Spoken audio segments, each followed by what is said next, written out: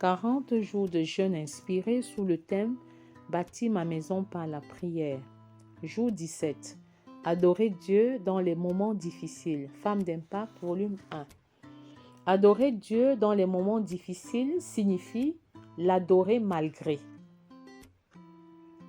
et non l'adorer parce que.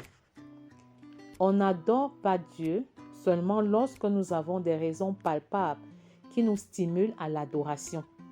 Il est plus facile d'adorer Dieu parce que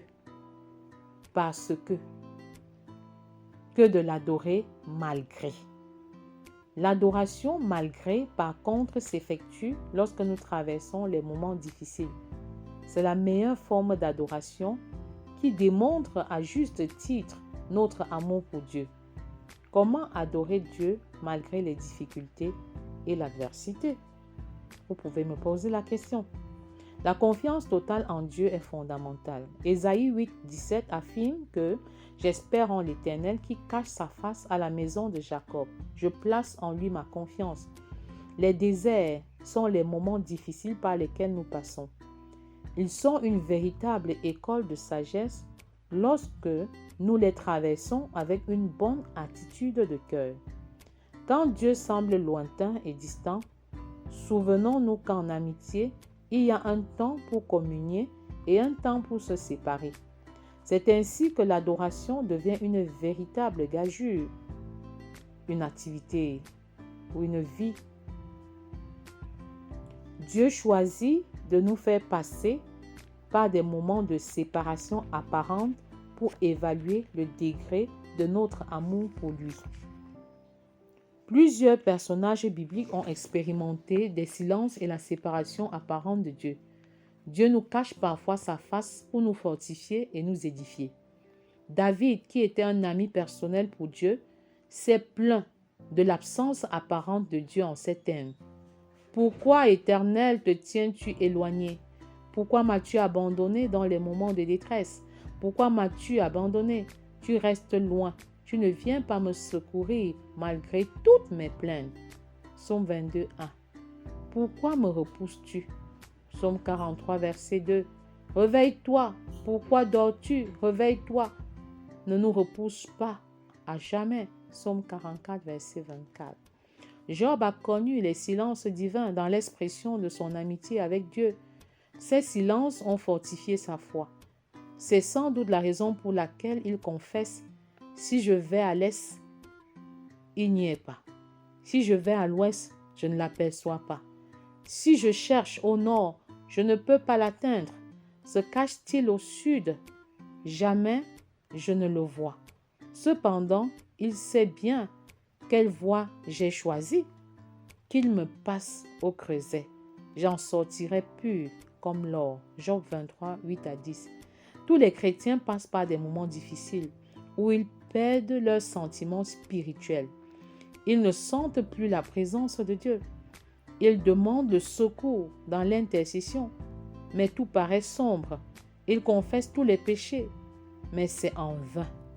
Dieu utilise les moments de séparation apparente pour nous bâtir. Vous n'avez pas nécessairement péché contre Dieu. Au début de notre marche avec Dieu, Dieu est prêt à répondre à notre prière, même la plus égoïste, pour nous encourager à grandir. Quand il se retire, c'est tout simplement parce qu'il veut que nous développions une meilleure maturité spirituelle. Pendant ces moments de sensation de son absence, il faut se souvenir de ses promesses et surtout ne pas laisser les difficultés diriger nos vies. Le cas de Job est un exemple à suivre.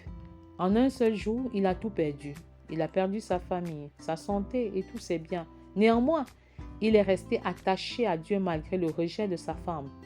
Job se leva et alors déchira son manteau et se rasa la tête. Puis il se jeta par terre, se prosterna et dit « C'est nu que je suis sorti du ventre de ma mère et c'est nu que je partirai. Que le nom de l'Éternel soit béni. » Job 1, 20 à 21. Tout comme Job a déchiré ses vêtements, nous devons déchirer notre cœur pour exprimer le tréfonds de nos sentiments qui nous animent.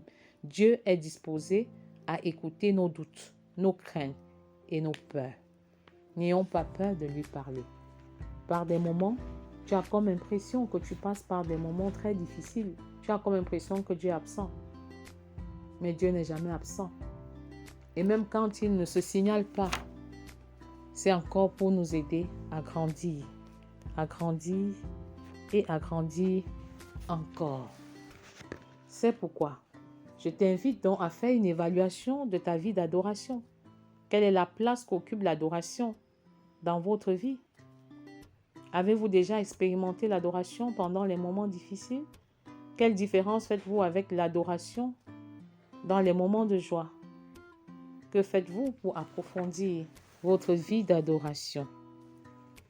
Principe du jour. La soumission est un aveu de force et non un aveu de faiblesse. Seules les femmes spirituellement matures sont capables de se soumettre à leur mari. Alors, soumets-toi de manière inconditionnelle. Seules les femmes spirituellement matures sont capables de se soumettre à leur mari. Alors, soumets-toi de manière inconditionnelle. Prions à présent. Pour les femmes, Père, je te prie pour être une femme généreuse, qui tend la main aux malheureux et à l'indigent dans la perspective de la volonté de Dieu. Il est écrit à cet effet dans Proverbe 31, verset 20, « Elle tend la main aux malheureux, elle tend la main à l'indigent. » Que cela soit mon partage, Seigneur, que je sois sensible à ceux qui n'en ont pas, que je sois sensible à ceux qui n'ont pas de quoi manger, que je sois sensible à ceux-là qui n'ont pas de quoi se vêtir, jeunes, enfants, adultes, que mon cœur soit tourné vers les défavorisés, vers les délaissés, vers les parias sociaux, vers les laissés pour compte. Que j'investisse dans la vie de ceux qui ne peuvent pas me donner en retour. Donne-moi de développer un meilleur sens de générosité sous la direction de la puissance de ton Saint-Esprit. J'ai besoin de toi, Seigneur, pour accomplir cette mission noble. Au moment où des gens meurent de faim, meurent à cause de l'absence des soins, ouvre mes yeux, Seigneur. Montre-moi la voie que je dois suivre afin que je tende la main là où c'est nécessaire, que je tende la main là où ils ne pourront pas tendre la main en retour, que j'avance dans cette dynamique en regardant à toi, en comptant sur toi pour accomplir une œuvre noble à l'échelle mondiale. Au nom puissant de Jésus. Père, je te prie pour mon mari afin qu'il ait la parole de Dieu dans son cœur et qu'il la transmette de génération en génération. Selon qu'il est écrit dans le psaume 78, 5 à 9, il a établi un témoignage en Jacob. Il a mis une loi en Israël et il a ordonné à nos pères de l'enseigner à leurs enfants pour qu'elle fût connue de la génération future, des enfants qui naîtraient, et que, devenus grands, ils en parlassent à leurs enfants, afin qu'ils missent en Dieu leur confiance, qu'ils n'oubliassent pas les œuvres de Dieu et qu'ils observassent ses commandements, afin qu'ils ne fussent pas, comme leur père, une race indocile et rebelle, une race dont le cœur n'était pas ferme et dont l'esprit n'était pas fidèle à Dieu. Père, que mon mari soit le véritable pasteur de la famille, le véritable berger, que la parole de Dieu gravée dans son cœur soit transmise comme un héritage saint, comme un héritage pur, comme un héritage à nul autre pareil, de génération en génération. Père, combien sont ceux-là qui investissent pour laisser un héritage matériel? Je n'ai rien contre l'héritage matériel. Mais l'héritage spirituel a plus de valeur que l'héritage matériel. Combien sont les enfants qui s'entretuent à cause de l'héritage matériel? Je prie afin que mon mari voie les choses dans le sens de donner la priorité à l'héritage spirituel transmis aux enfants comme une véritable valeur. Cela est encore possible, Seigneur. Et je crois que tu veux susciter cette nouvelle génération d'hommes cette nouvelle génération de papas, cette nouvelle génération de maris qui voient dans l'invisible, qui voient dans le spirituel et qui travaillent à investir pour que les enfants aient cela comme héritage pendant qu'ils sont encore vivants, que la parole soit transmise aux enfants pour qu'ils ne soient pas rebelles, que la parole soit transmise aux enfants pour qu'ils ne soient pas indociles, que la parole soit transmise aux enfants afin qu'ils soient fermes, qu'ils soient fidèles à Dieu et qu'ils marquent la différence dans une génération corrompue et pervertie au nom puissant de Jésus. Prions pour le couple. Père, je te prie pour une meilleure communication au sein de mon foyer. Selon qu'il est écrit dans Jacques 1, verset 19, « Sachez-le, mes frères bien-aimés, ainsi que tout homme soit prompt à écouter, lent à parler, lent à se mettre en colère. » Père, je prie afin que le style de communication de chacun de nous soit connu, que chacun respecte la façon de communiquer de l'autre et que nous travaillons à une amélioration de notre façon de communiquer dans le désir, dans le but de communiquer de manière transparente, de communiquer ce que nous sommes, de communiquer ce que nous avons, que la transparence financière soit notre partage, que la transparence dans toutes ses formes soit notre partage. Au nom puissant de Jésus, nous prions véritablement afin que la colère ne soit pas notre partage, que nous soyons lents à parler et beaucoup plus lents à nous mettre en colère, mais beaucoup plus prompts aussi, que nous soyons prompts à écouter, à beaucoup écouter, parce qu'en écoutant, on apprend à connaître l'autre. En écoutant, on apprend à vivre avec l'autre. Seigneur, brille de notre langue et donne-nous de ne parler que dans le sens de bâtir, dans le sens de construire, que lorsque nous avons des pensées qui ont pour but de détruire, que nous ne prononcions pas de mots en ce moment-là. Nous prions pour l'amélioration de la communication dans notre foyer. Nous prions pour une communication transparente. Nous communiquons nos sentiments de manière transparente. Nous communiquons nos finances de manière transparente. Nous communiquons nos projets de manière transparente. Nous grandissons dans la ressemblance à Jésus. Au nom puissant de Jésus. Prions pour les enfants. Père, je prie afin que les parents développent de bonnes relations avec leurs enfants pour les éduquer pour la vie et pour les relations futures malgré les difficultés. Selon qu'il est écrit dans Éphésiens 4, 32, « Soyez bons les uns avec les autres, compatissants, vous pardonnant réciproquement, comme Dieu vous a pardonné en Christ. » Père, que le pardon soit la base de la relation père-fils, de la relation mère-fils. Que nous soyons prompts à pardonner et prompts à pardonner encore et à pardonner davantage sans cesse, sans nous fatiguer. Père, je te supplie afin que les parents que nous sommes soient capables d'aider les enfants à bâtir de meilleures relations. Donne-nous de veiller sur la compagnie de nos enfants. Qui sont leurs amis? Qui sont ceux avec qui ils marchent? Quelle est l'influence des amis sur eux? Ou quelle est l'influence que nos propres enfants exercent sur leurs amis? Accorde-nous cette grâce, Seigneur, de veiller chaque jour à les aider à faire le choix de bons amis, à les aider, Seigneur, à voir les limites des mauvais choix qu'ils ont effectués et à tirer des leçons. Donne-nous de leur faire comprendre que les mauvaises compagnies corrompent les bonnes mœurs.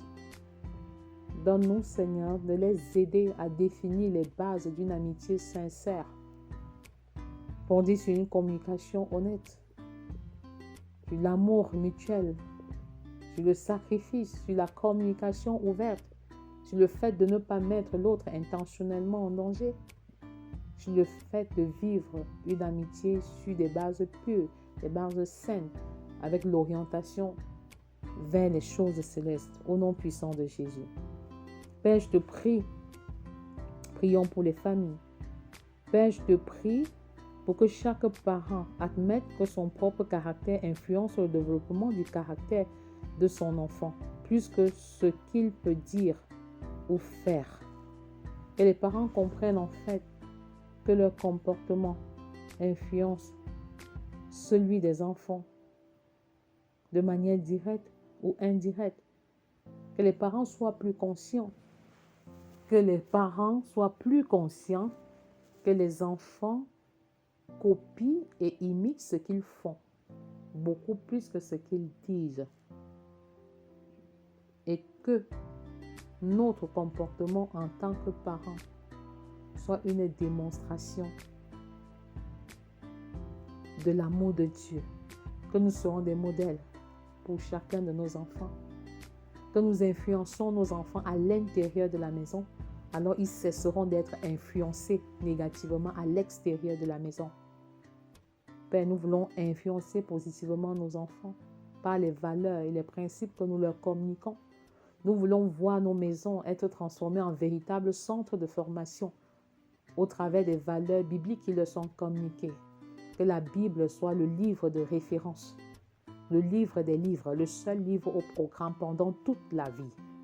Le livre qu'on ne change pas, le livre qui est toujours inscrit au programme. Le livre numéro 1, qu'il soit notre base, qu'il soit notre référence. Seigneur, quand nous allons réussir l'exploit d'influencer nos enfants à l'extérieur, ils ne le seront plus négativement à l'extérieur. Plus nous allons les influencer à l'intérieur, eux-mêmes, ils deviendront des influenceurs spirituels à l'extérieur de la maison. Merci Seigneur de réaliser cet exploit au travers de nous, au nom puissant de Jésus.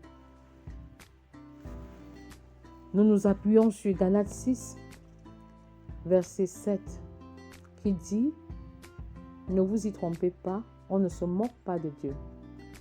Ce qu'un homme aura sémé, il le moissonnera aussi. » Seigneur, accorde-nous en tant que parents de semer des valeurs telles que la maîtrise de soi, telles que la paix, telles que l'amour, telles que la joie, telles que la tempérance, telles que la bénignité.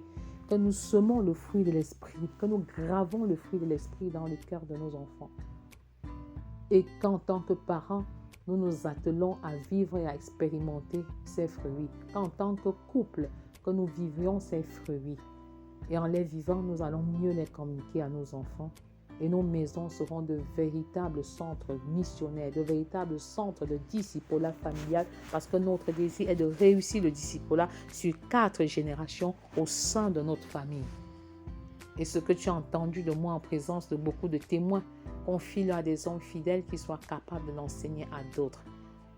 Que ce passage devienne une vérité dans nos vies, dans nos foyers, dans nos maisons, et que le discipolat familial prenne son envol, que le discipolat familial prenne son envol au sein de nos familles, au sein de nos maisons, au sein de nos foyers, au nom de Jésus. Amen.